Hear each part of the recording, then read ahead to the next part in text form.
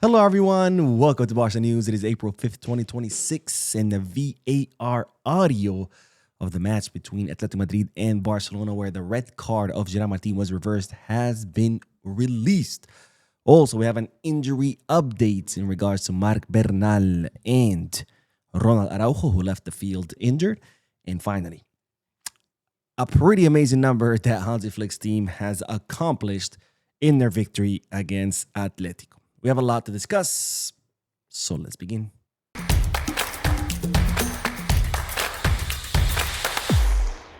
Hello, everyone. Welcome to the channel. My name is Mo. We'll begin this video with the review of the VAR audio that saw the red card that Gerard Martin received reverse, and instead him receiving a yellow. Now, in case you don't know what I'm talking about, during yesterday's victory against Atletico Madrid 1-2 at the Metropolitano, Gerard Martin was shown a red card in the first minutes of the second half, and the referee went back to the VAR to check it, and after reviewing the footage, he decided to reverse the red card and instead gave Gerard Martin a yellow card, which of course has caused a lot of crying on social media, right? With Madridistas who are always favored by referees, all of a sudden saying, hey, Barcelona, they're robbing. Seriously, it's like, what is it? What is the saying? The kettle? No, something calling the kettle black. Whatever. Anyways, you get the point. Well, this is what the VAR audio has revealed on why the referee decided to reverse the red card handed to Gerard Martin. Now, the first paragraph is the VAR referee who said, in my opinion, it's an action where the Barcelona player is playing the ball normally, a normal part of the game, and then the contact with the Atletico player occurs naturally. Now, the referee who's reviewing the screen says, okay, the Barcelona player with control of the ball plays it and then steps on it. Normal dynamic. I'm going to cancel the red card and show him the yellow card. Okay?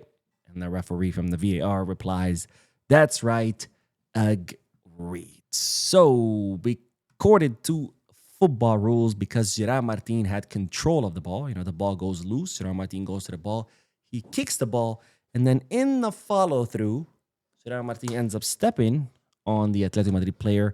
It's not a red card. This is not that Atletico Madrid player had control of the ball and then Gerard Martin goes to try to kick the ball or get the ball or tackle him and ends up, hitting him on his ankle with his studs. No, this was Gerard Martin had control of the ball. He clears the ball. He kicks the ball. And then after kicking the ball in the follow-through, he ends up stepping on the Atletico Madrid player. And this is why it was not a red, and instead it was a yellow card. So no, it's not an Negrera. It's not a robbery. It's called football rules, which, of course, Madridistas, being that they're always being favored by referees, they haven't heard of them, right? Because, of course, those rules don't apply to them. Anyways, during yesterday's match, of course, we did see two players abandon the field due to injury. The first one was Marc Bernal, who actually came on for Ronald Araujo because Ronald Araujo started in the right back position. Araujo was injured, so he left the field during the first half. So Marc Bernal took his place. And now Marc Bernal has underwent medical exams to try to figure out how whether he's injured or not. And then the news is, or the bad news is, that Marc Bernal has suffered an ankle injury. But the good news is that he's only going to be out for 10 days. Now, of course, this is not ideal because we do have two more Atletico Madrid matches coming up, both in the Champions League and quarterfinals of the Champions League. And in between those two matches, we have a match against Espanyol. And it looks like Bernal could either be missing 2 or maybe 3 of those matches. So he either misses Atletico Madrid at Camp Nou and Espanyol at the Camp Nou, and then comes back for the next Atletico Madrid match at the Metropolitano, or he might miss all 3 of them. So bad news because Bernal is injured, but good news because at least it's only 10 days and it's not anything more serious. Now, as I mentioned, of course, Bernal had replaced Ronald Araujo, who abandoned the field due to injury during the first half. And well, after undergoing medical exams, it's been revealed that Araujo only suffered a muscle overload. So in other words, Araujo is not injured. He will not miss any time. And in fact, he will be available for the midweek match in the Champions League against Atletico Madrid in the quarterfinals. final. So 2 injuries, or not really injuries. Well, Araujo not really injury, but it could have been worse. Bernal is injured. It's unfortunate, but only out for 10 days. Araujo not out for any days.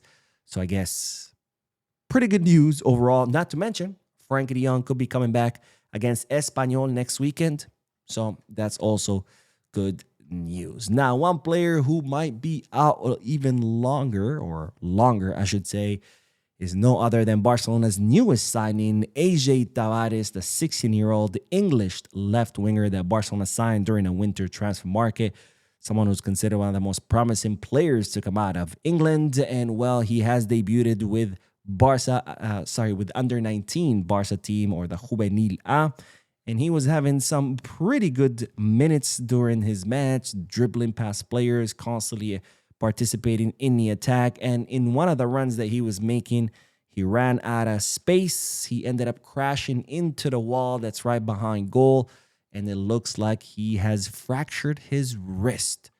Now, Barcelona right now don't expect AJ Tawades to undergo any surgeries. However, they want to wait a few more days until the swelling goes down before they decide whether he will undergo surgery or not. For now, they're thinking he won't have to. If he does, of course, he's going to be out a lot longer. If he doesn't, he won't be as long because, of course, you can't technically play with a broken wrist. But we're going to have to wait a few more days until we finally know how long AJ Tawades will be out for sure. Now, moving away from injuries and going back to yesterday's match, Hansi Flick's team accomplished a pretty remarkable number, or a pretty remarkable feat, in their victory against Atletico Madrid, where now Hansi Flick's Barca has scored 301 goals in 107 matches. I'll say that again. Barcelona under Hansi Flick have scored 301 goals in 107 matches. That's an average of 2.81 goals per match, almost 3 goals per match. Last season, Hansi Flick's Barca scored 174 goals, the third highest scoring season in the history of the club. And so far, the breakdown of the goals have been 182 goals in 68 matches in La Liga, 74 goals in 24 matches in the Champions League, 31 goals in 11 matches in the Copa del Rey, and 15 goals in 4 matches in the Spanish Super Cup.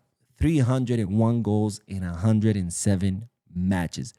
Crazy, crazy numbers. Now, Robert Lewandowski is the one who leads the most goals under Hansi Flick with 60 goals in 88 matches. In second place is Coutinho with 53 goals in 87 matches. In third place is Lamine Yamal with 39 goals in 94 matches. In fourth place is Ferran Torres with 35 goals in 84 matches. And in fifth place is Dani Olmo with 20 goals in 76 matches. Now, speaking of Ferran Torres, who seems on a streak of constantly missing, he has now become the player who has missed the most clear chances in La Liga. I'll say that again. Ferran Torres has become the player who has missed the most clear chances, not chances, clear chances in La Liga, with 19 missed clear chances. Not chances, again, clear chances. 19. That is crazy. If Ferran Torres was scoring these clear chances he's getting, he could easily be the Pichichi, or the top scorer of the league. Crazy. Anyways, let's end today's video with the news that Barcelona's newest signing, Patricio Pacifico, the Uruguayan left back, who has been getting prominence with Barca Athletic, getting more and more minutes, and even becoming a leader who organizes the Barca Athletic defense, has officially scored his first goal with Barca Athletic in Barca Athletic's victory 1-5 against Porreres. And of course, as I mentioned in the previous video, Barcelona are planning to keep Patricio Pacifico, who's currently on loan with Barca.